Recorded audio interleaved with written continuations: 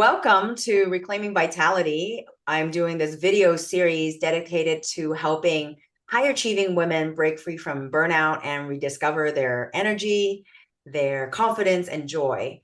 I am Dr. Onna Lo. I am a integrative functional medicine specialist. I'm a family doctor, high performance coach. And this video series is designed for professional leaders, entrepreneurs, we're ready to take charge of your health and thrive in all areas of life. So today I have a wonderful guest, Dr. Miranda Naylor, and she is a dear person I've met, a great colleague, mentor, educator, and I am excited to share with you her views and her insights as a women's health specialist. She is a doctor of osteopathy, and she's trained in functional medicine, and she specializes in fertility and women's health. So welcome, Dr. Miranda Naylor. Thanks for having me. So happy to be here. Yeah. So will you take a moment and share with us a little bit about who you are and how you got called into this profession and this work? Yeah. Well, like you said, I'm an osteopathic doctor. I am family medicine trained as well. And in residency training, in a very intense residency, I was looking at our system that we had for taking care of people, and I was really seeing a huge gap there. I think so many of us in medicine who go into integrative and functional medicine, we see this big gap where we're, having sort of a mill of people coming through the hospital system, getting more and more pharmaceutical medications and not getting any better. They're actually getting worse. And they really are missing that vitality, that health that we know is possible. And so I saw this big gap in that we were not talking about we're not talking about diet. We're really just prescribing these medications. And I was finding myself really dissatisfied. And especially when it came to women's health. At that point in my life, I was thinking about having a baby and I was coming off of birth control. And I was trying to navigate that, and I felt really alone in that process. I realized that my medical training wasn't helping me with that. I went to doctors and they weren't giving me any more information that I was really looking for. And so again, I saw this big gap, and was thinking to myself, how can I fill in this gap for myself, for my patients? And that's where functional medicine came in, where I learned about functional medicine and saw that this was a way that we can really help people better. We can actually support them in feeling well, optimizing their health, and really do things through diet, through lifestyle, and really achieve that vitality that we all want. We have like that good energy and have it balanced hormones and really feel our best, and ideally prevent illness from coming up in the future.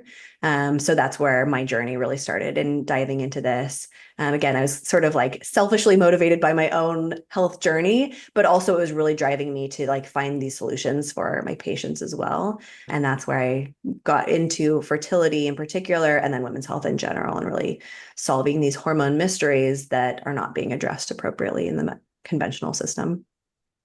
It is true. I think we are always our first patient, oftentimes, Mhm. and also the first, the best case study, because we're also really are fighting for ourselves. We really get to have a magnified view of truly the underlying motivation too. Uh, Mhm. what really stood out for me too is that, just like many other functional medicine doctor or holistic practitioners, uh, it's often going from the reactive health approach to the proactive. Now I use words like we're now ready to optimize it. We're now ready to do it the better way Mhm. versus just not knowing what's next, or not knowing how to do it, or not being given the best kind of tools or clues how to do it in the first place. Yeah, So yeah. absolutely. Yeah, the conventional system is great when you get into a car accident or you have a heart attack. It's going to save your life. Absolutely. But the whole system is geared towards illness. And nowadays, we're not just trying not to die, we're trying to actually feel well and feel our best in our quality of life. So that's where exactly we're optimizing and really trying to help support people in their lifestyle. I love that. I think that, for a lot of the people who are my audience, they are already in that optimizing. They already know they're smart. They're already doing a lot of research, and they're already feeling they've done all the right things, but they want more. Mhm. Do you have, if you just think about in the last year, in the last couple of years, do you have a story, that you can share from your patient experience as a doctor that kind of showcase a transformation, that just really excited you, that really just demonstrated like this, the work we do is really impactful and does change lives. Yeah, absolutely. I mean, I have many stories like that, not to just like blow smoke, but I'm so blessed to be able to hear from people every day. Like yesterday, I had a full day of patients and everyone was having these wins, and I was just like so excited. One I guess I'll share is one of the more maybe like sort of extreme cases, and I actually just followed up with her this morning as well. Um, was a 32-year-old who came in feeling exhausted, not really sure what was going on. Her symptoms were sort of vague, like a lot of symptoms that a lot of us could have, just feeling like she couldn't exercise well, she was just feeling off.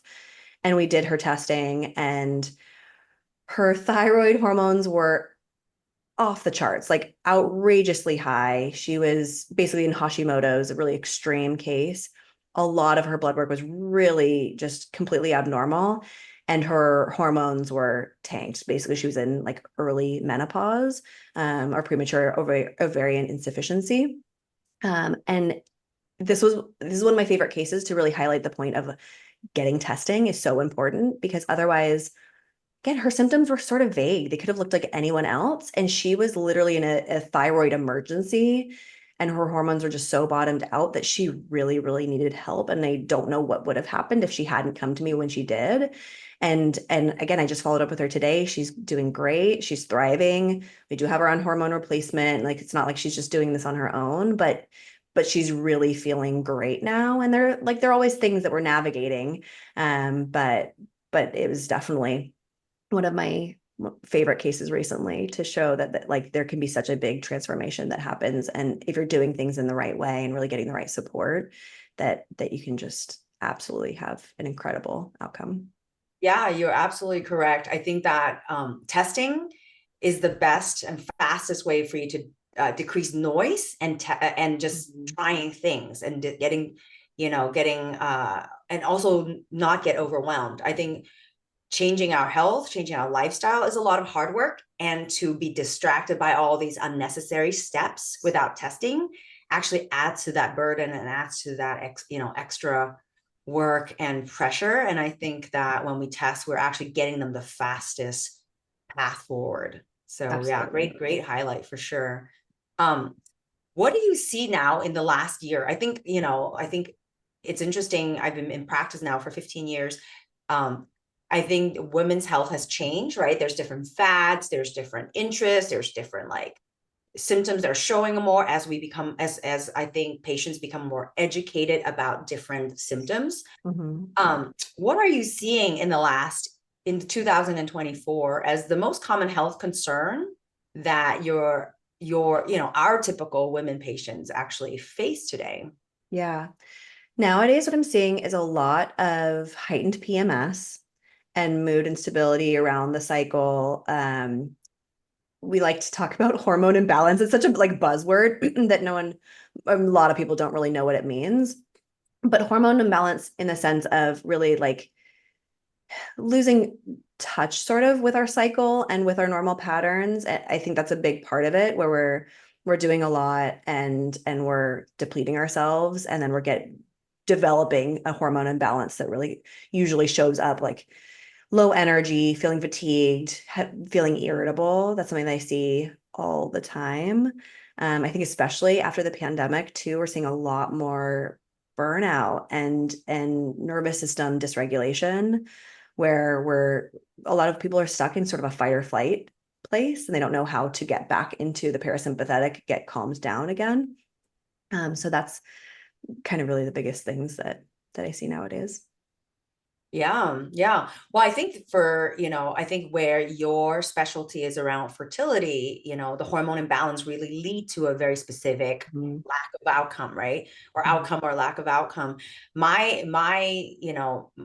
I see often are emotional and physical burnout. So they are in that emotional place where there's anxiety, insomnia, overwhelm, fatigue, and but they don't necessarily recognize they have that problem until they have a desire, and that's kind of and they're stuck, and that's when they come see you. Yeah. Um, do we have decided on the topic of intermittent fasting, or just talking about fasting as kind of something that's been going on, or a very popular topic for a lot of burned out women, but also women who are kind of what you describe hormone imbalance. Mhm. So I'd love to kind of get your view, and maybe have you just start talking a little bit about what are you seeing out there, um, from patients who are coming to you who are having these symptoms, and what are people doing that is, caught maybe doing right or maybe not doing right. And what are some of your, you know, tips on approaching it? Yeah, absolutely. Yeah, I mean, fasting is definitely a very hot topic nowadays, and there are a lot of benefits from it. And that's why it is so popular, because people are at the place of trying to optimize their health. And in doing that, we're all getting into like biohacking, where we're trying to optimize, we're trying to put positive stress on our body to become stronger, to become better. And so I think that's why it's become so popular. It does have benefits as far as, improving insulin sensitivity, which regulates our blood sugar, can help with weight loss, reduce inflammation. It can help our cells function better as far as, mitochondrial turnover, really getting our cells to be functioning more optimally. There can be a lot of benefits there. What are the downsides, especially for women, is that unfortunately it's just not studied very much in women in particular, and even in humans in general. A lot of studies are done in rats or mice, and they're not even done in humans a lot of the time. And so we're talking about these benefits, but they're not actually in the population that includes us. And that's where it's really hard, especially when we are a menstruating female. We don't we're in a different environment, and we have different hormones that are fluctuating differently, and we can absolutely disrupt those by doing something like fasting. So I really caution people with it, especially again, women who are trying to get pregnant or who are trying to improve their fertility or trying to improve hormonal imbalances. They really want to be very careful with how they fast, when they fast, if at all, so they're not disrupting things and making things worse than better. Yeah.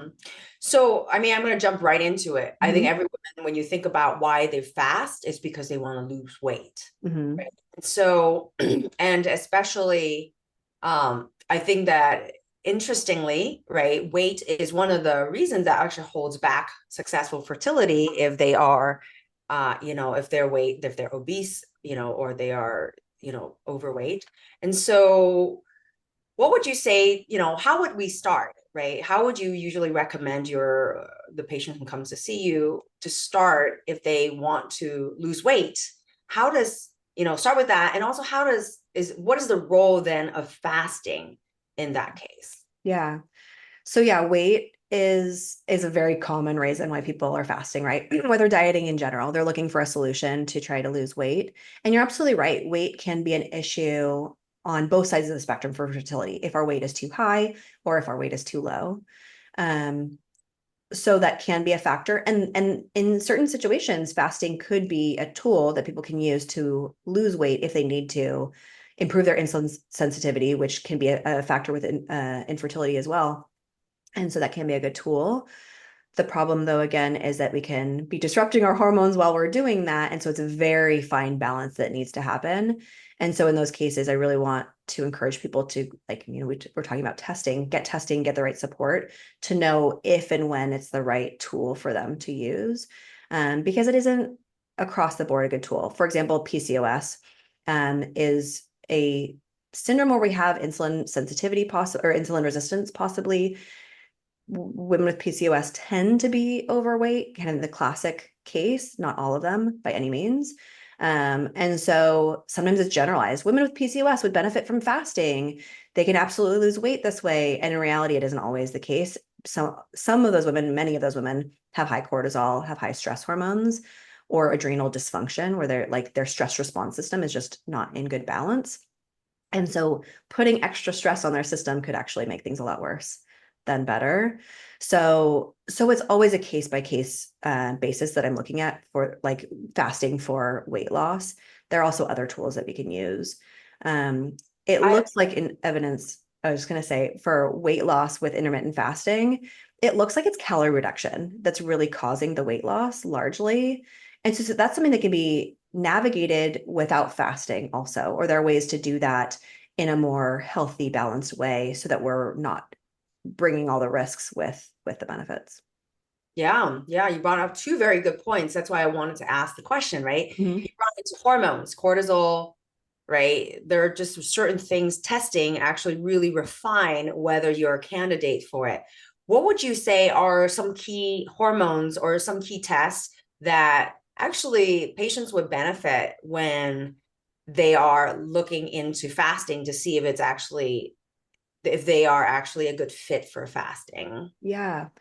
Well, I recommend doing a full hormone panel, which for me would include DHEAS, testosterone, DHT, estradiol, progesterone, pregnenolone. Am I missing anything? Cortisol, for the stress hormones, along with a full panel to look at really everything else, like looking at metabolic health, insulin resistance, inflammation, all of those pieces, so they can see, okay, is their system really taxed? Is it already overstressed?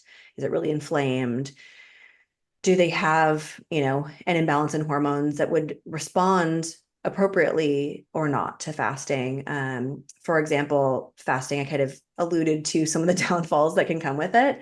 A fairly recent study in 2022 showed that in women, both premenopausal and postmenopausal, DHEA was lowered, which can be detrimental to a lot of women, especially as we age and we're trying to conceive. DHEA is really important for egg quality, as well as just like longevity in general. It's really important for our hormone levels as well. So lowering DHEA could be a problem for a lot of women, but some women are high in androgens and DHEA, and that could possibly be beneficial for some women.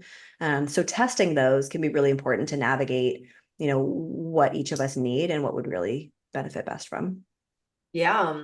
And I think for my burnout, right, patients and audience, cortisol can do so much Mhm. damage. And also like they could be, you can have as much of a caloric restriction, but if your body thinks that you're in fight or flight, Mhm. there's no way it's going to try to release weight. It's going to try to hold on as if you're in famine, and Yeah. it's just trying to survive, and you're actually fighting this like internal battle Mhm. that sometimes without that clear holistic view that you're describing, it's really hard to um, really do it with ease and do it with the fastest outcome that we talked about again, as possible. Absolutely. Yeah, I'm always having the conversation with people. I like to describe it as our body having just like one stress intake system, where whether it is mental, emotional stress, whether it's stress on our body from toxins or, not getting a good night of sleep, or even good stresses like fasting, like cold plunges and, exercise. Those are good stresses, hormetic stresses that strengthen our body. But if our body is in a place that's already overtaxed with stress, it can be too much. So especially if we're in that burnout state, then you're absolutely right. And we're not going to let go of weight because our body is in this like holding pattern. And what it really needs is to actually sort of like lean into some of these things that we feel like we need to pull back from. So absolutely, we don't want to be stressing our body more if we're already in a stress state. Um, Yeah, yeah. Control damage. So if someone, I'm trying to think if we want to be in a party setting or if someone coming to you, let's just say you are in a setting where, it's just the general population, people that you come across, maybe not in your office space, and they are like, hey, I'm just interested in fasting. What would be your top tips to kind of, right, without going in, without saying you're going to do lab tests, like what is just a general smart, middle of the road, safe, but just smart tips that you would give someone thinking about fasting? Yeah, great question. I always tell people to start small. Don't all of a sudden go for this, like, I'm going to eat in just 4 hours and that's it. It's going to be too much for your body. It's going to be too big of far of a leap. So I'd always start slow, maybe start with a 12-hour fast, which is basically, say you eat dinner at 7 p.m., you eat breakfast at 7 a.m. Very doable for most people. It allows proper digestion. It allows a fasting state. It can help with some of those things without overtaxing your body and really feeling like a big stress. So that's a great starting place for most people. For women who are menstruating, really being mindful about what their body needs in certain phases, and really trying to keep their intuition strong. We've sort of, in our culture nowadays, our intuition is sort of shut down. And so really tuning into that. Okay, what do I need? Is this really the best time for me? I generally recommend avoiding any sort of fasting in the luteal phase, which is around ovulation through your period. In the follicular phase, especially if you're feeling really good, your energy is high, then those are times where you could get away with doing a little bit more. And that goes with exercise too. Like you can do things that are a little bit more strenuous and your body has a little bit more capacity to handle that. Around ovulation in our luteal phase, we're a lot more sensitive to stress. And so it's just not the best time in general. Will Uh, you clarify mhm. if someone has a 28-day cycle, Mhm. follicular day one is the first day of your period. What would you say is the follicular phase, and what would you say is the luteal phase? Yeah. So the follicular phase exactly would be from the start of your period, basically. Well, some people call that the menstrual phase. And so when you're done with your period, the follicular phase starts. Technically, they kind of overlap. So from, yeah, day one of your cycle, from the first day of full bleeding through ovulation. For the classic 28-day cycle, which not everyone has, but sort of an average, that would be about day 14. It is variable though. Day 10 to day 16 is really normal. So usually around there. And then the luteal phase is again from ovulation through the period start. Yeah, Yeah. no, that's really helpful. Um, what's something to absolutely not do during fasting? Great question. So for one, we talked about this population of like women who are like burnt out and just feeling super depleted. Maybe they're really stressed out. I just don't recommend adding a lot of stress on top of that. So I wouldn't fast if you're in that place in life. Um, I wouldn't jump in, like I was kind of mentioning earlier, jump into this extreme fast. I wouldn't bypass your hunger cues and just push through and bulldoze, even though you're feeling like crap. That is usually a recipe for disaster. So definitely wouldn't do any of those. Again, going more gentle, easing into things. While sometimes we're like, we really want big results. We think we need to do something really big and really extreme. More is not better when it comes to this. And so really wanting to be a little bit more Yeah, gentle there's a and easy with couple ourselves. Mhm. things. I've learned in my journey is actually there is a lot of people, because dieting is such a common culture, that they've come already yo-yoing their diet. They've already gotten used to not eating a lot, and then they would have extra, and then just so the brain signals are not necessarily in a steady state. So it's almost like you have to fasting state where you actually make sure you're eating regular meals. Your body actually thinks that you're not in fight or flight or famine. And your body thinks, okay, you're actually in a good place to lose weight when you have fasting happening. And so having people not actually be on a period of just, you know, caloric restrictions or fasting before we start, like kind of really understanding that they haven't been starving their body, before we even start. I think that's one of the things I have to learn the hard way. It's like, well, why is nothing changing? And realizing turns out they've been just, starving their body, or and we have the clues of the thyroid and all the hormones, right? Mhm. Is that they actually do not start out doing well or balanced in the first place. Yeah, I know that's such an important point. And that's one of the things I'm really weary about too, is that we have this restrictive culture. And when it comes to diet, we're so quick to jump on the bandwagon to restrict further in our diet, but we're losing touch with what our body really needs. And we can have this yo-yo of really not knowing what to eat, feeling stressed about when to eat, what to eat. It makes it very complicated. And our body can have all those mixed signals of not knowing what's going on. And so you're right. Like if we're always doing something, then that too can be too much.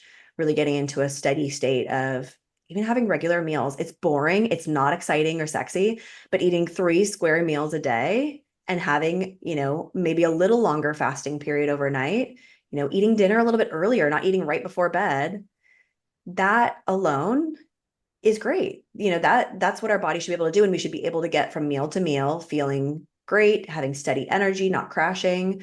That alone, as again, as boring as that sounds, that allows for metabolic resilience, still can allow for insulin sensitivity, all those things we talked about earlier, without being so extreme. And then, yeah, once someone is in a steady state and things are more balanced, then they could maybe push things a little bit further. Maybe they could get away with a little prolonged fast here and there, and maybe they would get benefits from it then. Yeah, what you're describing it when life is steady, we're thriving. And when we're Hmm. thriving, that's when we are prolific, we're fertile, we're able to, actually be more active and do different things or be more cognitively present, right? We're not sourcing our, energy for survival. Right. Yeah. And it's so hard when we're in that state. We want to just jump ahead and be like, why can't I just do those things? I need to show up at work. I need to be doing my HIIT classes. I need to be doing like these things. I want to look a certain way. I want to perform a certain way.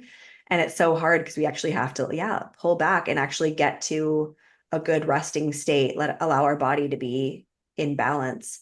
And then we can go back to, okay, now I'm going to thrive and now I'm really going to be able to hit those goals and everything in a more balanced way. Yeah, yeah. Well, you started off by saying that you are selfishly doing all this for your own benefit. So what would you say is your top non-negotiable health habits to keep you, right, be in this, being an amazing, business owner, entrepreneur, fabulous doctor, and educator? Um, what is your habits? Yeah. For me, I definitely can get my insulin and my blood sugars can be an issue if I'm not taking care of them. So for me, protein, which is another hot topic, protein's a non-negotiable for me. I have to start my morning with protein. I can't even start with a bite of like a waffle or something like that, even if it's a healthy one. I've just learned that that won't set me up for my day appropriately. So good protein intake, steady meals, those are absolutely my non-negotiables. Good sleep is also like, do not try to mess with my sleep or I will, you'll see another side of me basically. Like sleep is so important. I've just learned that. Absolutely. Um, and just having regular movement. I have some flexibility in my schedule and things like that that allow me like, and I've been able to schedule certain things to have, time outdoors, time with my kids, try to have some fun and good movement. Those are non-negotiables, even though they're flexible and in flux, which is important for me to be able to not have a super rigid schedule too. Yeah, those are my big things. Yeah, that's really amazing. And right, like I think um like we've been saying, it's boring, it's steady, but it's actually really the foundation that Hmm. allows for our body to thrive and for our hormones to do what it needs to do. Yeah. It's the same for me, like last night, there was a light that was like not covered, and I was like, I woke up in the middle of the night, I'm like, where's this light coming from, like, because Yep. even just being a little bit more of that awake state, how it shifts, it shifts our energy, it Yep. shifts our circadian cycle. So Hmm. um Love it. I'm the same way. yeah, Like, yeah, get all the light out of here. If I'm staying in a hotel or something, I'm like, oh what is yeah. that little light on that machine? Whatever. Yeah. So. Yes. Well, and then I think as women go through the different cycles, the perfect temperature, right? The perfect Mhm. the clothing, the perfect, that keeps you cool. And I think Mhm. I think also what we're really describing is there's a there's a personal awareness of what we truly need for our body, and we get Mhm. to then decorate it with the flavor that is really fitting for us. Mhm. Right, and it's different, like for you, it's like exactly the protein and that perfect insulin balance. Like I think everyone has their own individual need, Mhm. and it's really about finding a day-to-day habit that supports that as they become educated by experts like yourself. You know let Yeah. me say, I always end all my session, we're coming to an end, this has been really, really amazing. um I ask everybody, if you could give one piece of advice to your younger self, to your 20-year-old self about health or wellness or life balance, what would it be? That's a great question. I would say, and this kind of goes aligned with what we were just talking about, is just like trust yourself, listen to yourself. Don't give up that insight that you have. Because I think we get all this external information and we think, oh, I need to be doing this XYZ, what someone else is doing. And for some reason, sometimes we trust external sources more than ourselves. And in reality, that's been like probably my biggest health learning lesson is just like listen to what my body needs, listen to myself. Um, even from day to day, things keep changing. And so just tuning in, learning in to tune in and really trust that, I think is the biggest, hardest lesson that I've learned. And so I think that's a good tool for all of us to continue Yeah. to kind No, of. that's a very, very valuable lesson. So I know you have a wonderful Instagram, platform that you share a lot of great tips. Would you like to share a little bit of how people can hear and learn more from your tips and your practice? What's what your social media handle that so people can follow you? Yeah. Yeah. So on Instagram, Facebook, and TikTok, which I'm not super strong on, is Dr. Miranda Naylor. So DrMirandaNaylor. My website is drmirandanaylor.com. So they're all similar, so easy to find. And like you said, I'm located in California. So I see patients throughout California. And I love, yeah, being on social media and just sharing tidbits and good tips and having conversations that I think we should all be having about how to really best support our health. Yeah, yeah. And so for those who are looking for more support around fertility, you're right. And please, look her up and learn more from her. Thank you so much for your time today. We learned so much, and it is so fun to just speak with another like-minded practitioner and fellow family medicine doctor and holistic practitioner to go through this journey and share this with our in our world. So thank you. Yeah, my pleasure. Thank you, Dr. Lo.